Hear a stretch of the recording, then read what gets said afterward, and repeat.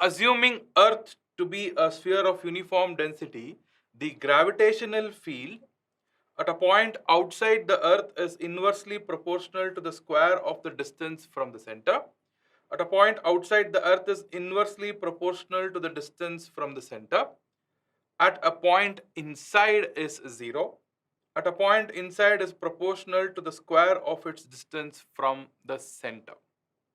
So let's see which of the option is the correct one here. So here is the Earth, and for this particular problem we are assuming it to be a solid sphere of uniform density throughout. And these are the results you need to know in order to attempt this problem. For a solid sphere, we have, for the expression of gravitational field intensity at a point outside as minus gm by r square, where r is the distance from the center. So from the center at a point P outside, at a distance r from the center, you will have the gravitational field anywhere at a point outside at a distance r from the center will be minus gm by r square. So as the point changes, r changes. So the magnitude and the direction also keep on changing. Of course, the direction is always towards the center of the sphere. Agreed? Now, here mass of Earth is m, radius is capital R. Now, if we look at any point on the surface of the Earth, then the distance will become capital R. So E at the surface will be minus G capital M by, all I have to do is replace small r by capital R. As simple as that, right? And E inside will be, if you take any point P inside at a distance r from the center of the sphere, we will have minus gm by r cube into r. So outside it is inversely proportional to square of the distance from the center. At the surface it is equal to minus gm by capital R squared, and inside E is proportional to the distance from the center, right? So these are the results you need to know. Now, which is the option that matches correctly with one of these results at least? It is E is proportional to 1 by r square or 1 by x square. They are all variables. You can call it by any notation, right? So E is inversely proportional to square of the distance from the center is what is the right one among the 4 options that I read out. So let's have a look at the options once again. And it is option A that matches with the result, because at a point outside the Earth, it is inversely proportional to the square of the distance from the center. That is the result we obtained correctly, right? For points outside, and obviously it is not proportional to the distance from the center. It's wrong, or it's not inversely proportional to the distance from the center also. At a point inside, it's definitely not 0. It is minus gm by r cube into r. And at a point inside is proportional to the square of the distance from the center. No, it is proportional to the distance from the center itself. It's directly proportional, right? So this is how you solve it. All you need to know are the results for the gravitational field due to a solid sphere, outside, surface, and inside. And in this case, the correct option turns out to be option A, because at points outside, the field is inversely proportional to square of the distance from the center. That's the required answer. The following figure shows 2 shells of masses m1 and m2. The shells are concentric, at which point a particle of mass m shall experience 0 force. So A and B are points outside both the shells. C is a point in between the 2 shells, and D is a point which is inside both the shells. It might be the center or not, but it is a point which is inside both the shells. Now, out of these 4 points, which is the point at which a mass m, a point mass m placed, shall experience zero force. So the options are A, B, C, and D. We have to see which is the correct point. For that, you need to know the result as far as the gravitational field of a shell is concerned. I should say results rather. Now, as far as a shell is concerned, a thin shell, the gravitational field outside is minus gm by r squared. So it behaves as though the entire mass of the shell is concentrated at its center and it behaves like a point mass. So it is minus gm by r square. At the surface of any particular shell, you will have it as minus gm by capital R square, where capital R is the radius of that particular shell, because the distance from the center to the surface is that capital R, right? And at a point inside a given shell, I'm talking about a single shell here, right? At a point inside a given shell, the gravitational field is zero. Now this or these are the set of results that you need to know in order to attempt a solution to this particular problem.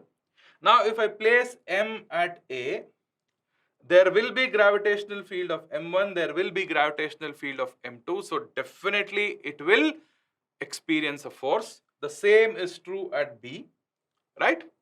Now if I place the mass at C, it will experience force due to the gravitational field of M2 alone, because C is a point inside M1 and the gravitational field inside a shell is zero according to this particular result, right?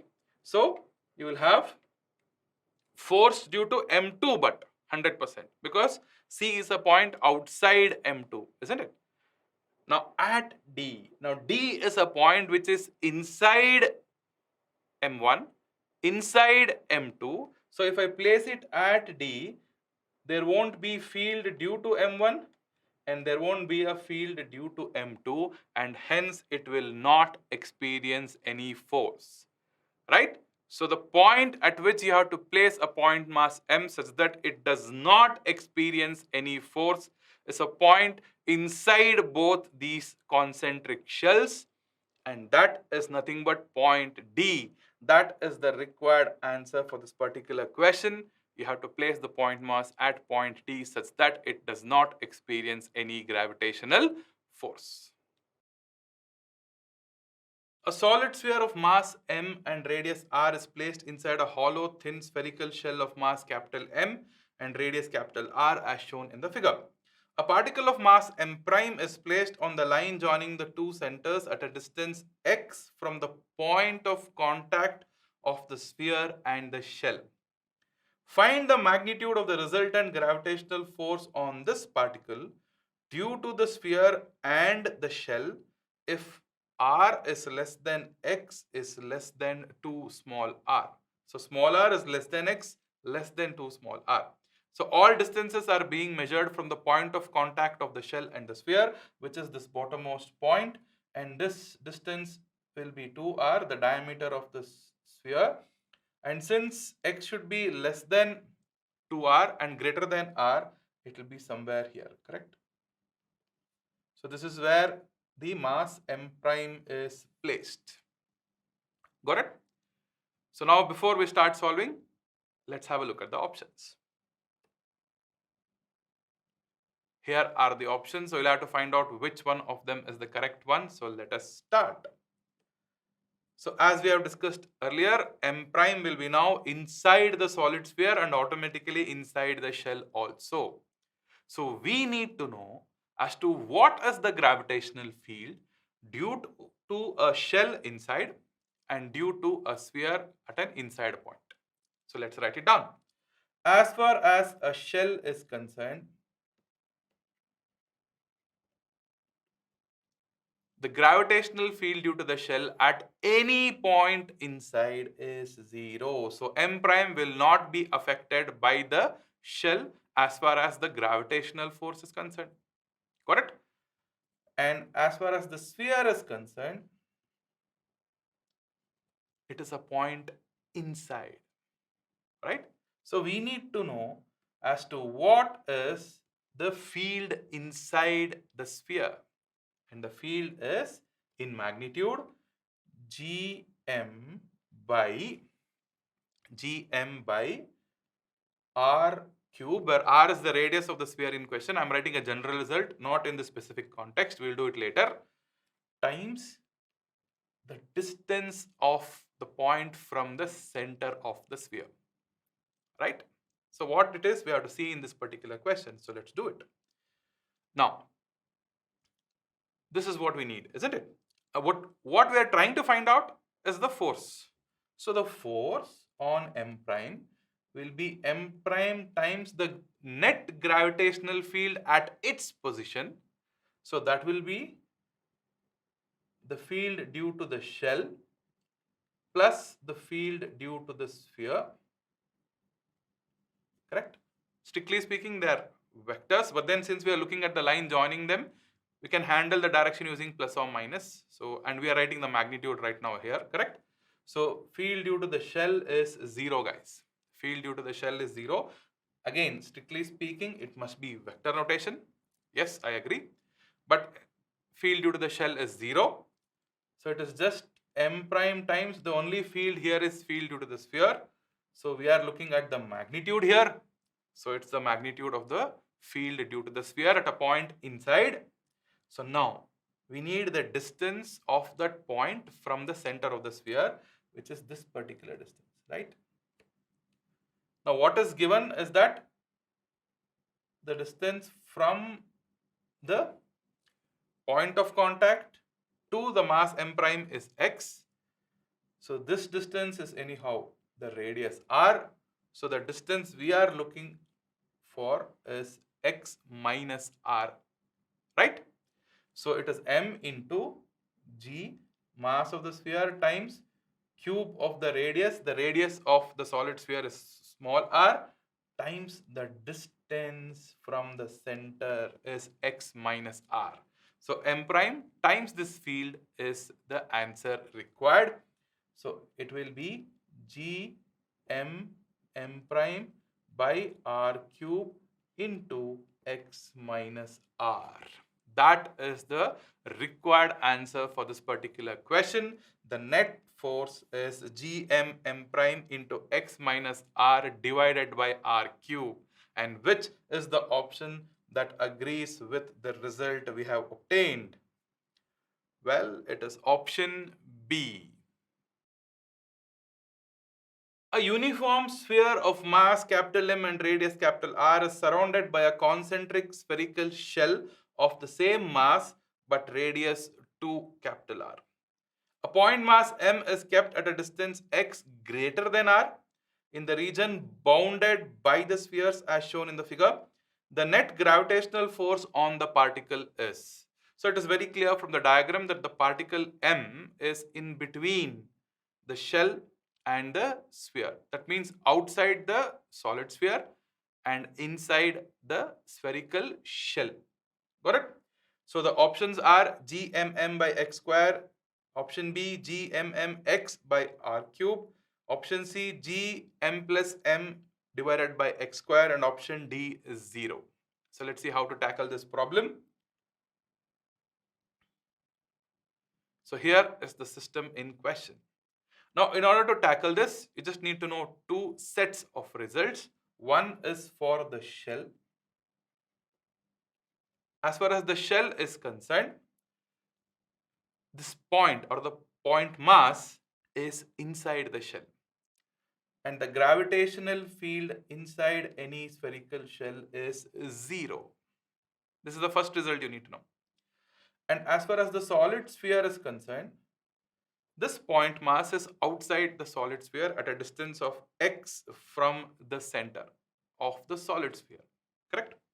So E out for the solid sphere, it behaves like a point mass and is given by g m by r squared, where r is the distance from the center. Distance of the mass in question from the center of the sphere. Got it? These are the two results you need to know. Now, these are the fields. Correct? These are the fields. We want the force. So force is basically mass times the field, because field is force per unit mass. So if you want a force on a mass m, multiply it by it. So the force in question here is basically, F is equal to the mass in question m times the field at that particular position of m. Now, as far as the field due to the shell is concerned,